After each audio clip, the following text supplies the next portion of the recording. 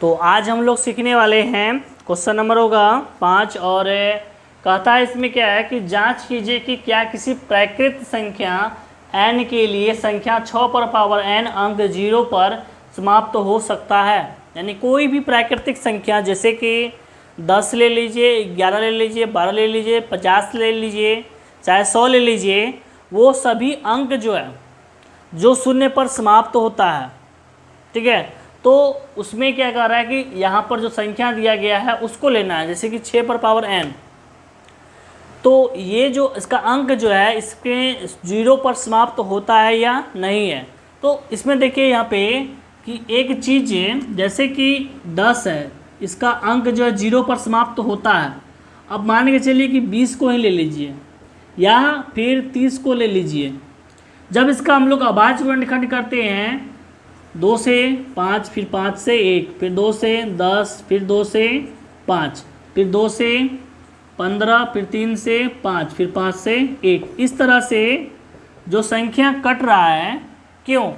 ये जो उदाहरण लिए हम लोग, इसमें अंक जो है 0 पर समाप्त हो रहा है, ठीक है। तो अंक 0 पर जो समाप्त हो रहा है, तो एक चीज़ जो है इसमें कॉमन आ रहा है, वो ये है कि इसमें 2 और 5, 2 5 और ये 2 5, ये 2 5 का जो है रिलेशन ये क्यों आ रहा है? जब ये आ रहा है तो इसका मतलब ये हुआ कि इसका अंक जो है 0 पर समाप्त हो रहा है। जैसा कि हम लोग इसमें देख भी रहे हैं कि इसमें जो है अंक क्या हो रहा है, 0 पे समाप्त हो भी रहा है। तो एक चीज़ ये तीनों जो है, इसमें तीनों में जो है 2 और 5 का कॉमन बन रहा है, अर्थात उसके अभाज्य गुणनखंड में कोई भी संख्या हो, चाहे वो 2 हो, 6 हो, 4 हो, 5 हो, उसके अभाज्य गुणनखंड में या तो 2 या तो 5 रहना चाहिए, दोनों का, ठीक है। या दोनों नहीं रहता है तो इसका मतलब ये हुआ कि जो संख्या होगा वो 0 पर समाप्त नहीं होगा। तो सबसे पहले 6 पर पावर n को हम लोग लिख सकते हैं 2 गुना 3 उस पर पावर n बराबर 2 पर पावर n गुना 3 पर पावर n। तो यहाँ पे हम लोग देख सकते हैं कि जब हम लोग इसका अभाज्य गुणनखंड किए, यानी 6 पर पावर n का जब अभाज्य गुणनखंड किए, तो 2 गुना 3 उस पावर n आया बराबर 2 पावर n, यानी पावर को अलग अलग कर लेना है। 2 पावर n गुना हो जाएगा 3 पावर n।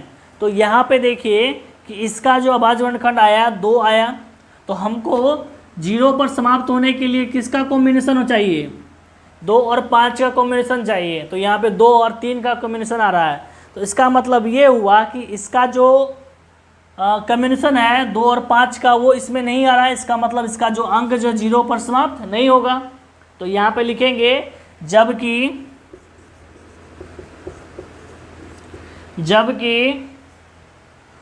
कोई प्राकृत संख्या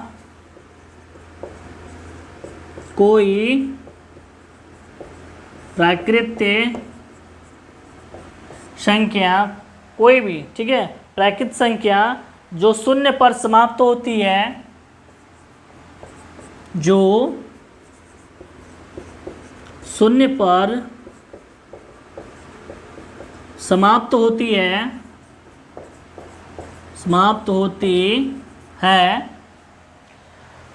उसके अभाज्य गुणनखंड में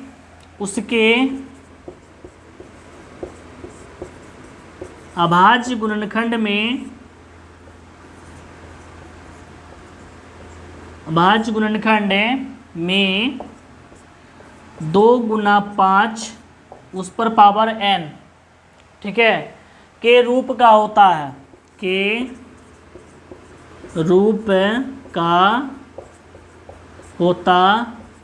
है, तो हम बात कर रहे थे यहाँ पे कि जो भी 0 पर समाप्त होता है, जैसे अभी हम लोग देखें कि 2 और 5 का कॉम्बिनेशन जरूरी है, पर यहाँ पे 2 5 का कॉम्बिनेशन हो ही नहीं रहा है। तो यहाँ पर भी वही बात लिखना है कि इसका जो कॉम्बिनेशन जो है ये नहीं हो पा रहा है, इसीलिए यहाँ पे लिखना पड़ेगा। अतः 6 पर पावर n के अंक 0 पर समाप्त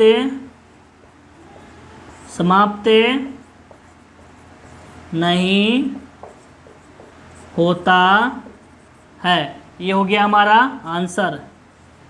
ठीक है, चलिए अब मिलते हैं हम लोग नेक्स्ट वीडियो में और नेक्स्ट जोश के साथ, और क्वेश्चन नंबर होगा 6। धन्यवाद।